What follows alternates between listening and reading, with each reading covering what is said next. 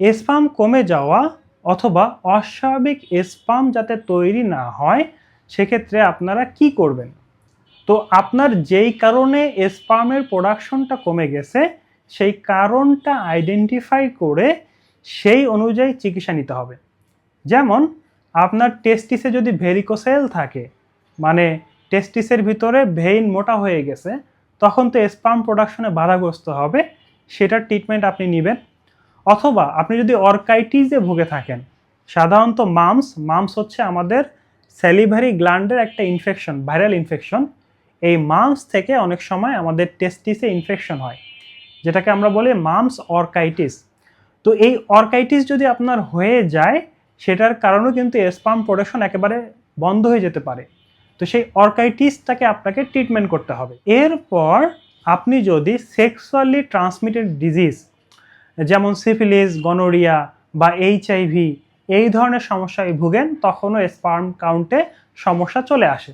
তো এই ধরনের রোগের কিন্তু আলাদা ট্রিটমেন্ট আছে, সেই ট্রিটমেন্ট নিলেই দেখবেন যে আপনার স্বাভাবিক স্পার্ম কাউন্ট চলে আসবে। এছাড়া আপনি যদি ক্রনিক ডায়াবেটিসে ভুগেন অথবা আপনার যদি সিকেডি থেকে থাকে, তো সেগুলোর ট্রিটমেন্টও আপনাকে নিতে হবে, কারণ ডায়াবেটিস অথবা ক্রনিক কিডনি ডিজিজের কারণে আপনার স্পার্ম বা টেস্টোস্টেরনের প্রোডাকশন কমে যায়।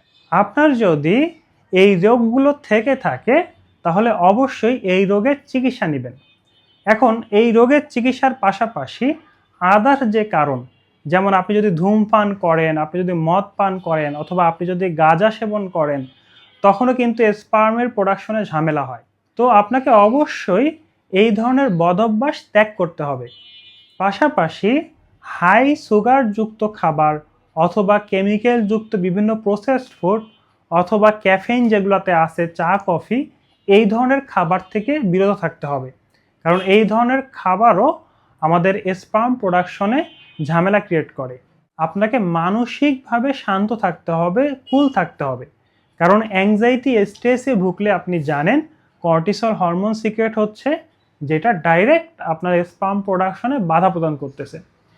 এজন্য আপনারা সকালবেলায় শ্বাসের ব্যায়াম করতে পারেন, যোগা করতে পারেন অথবা রেগুলার ফিজিক্যাল এক্সারসাইজ করতে পারেন, যার মাধ্যমে আপনার যে স্ট্রেস অ্যাংজাইটির সমস্যা আছে সেখান থেকে আপনি বের হয়ে আসবেন।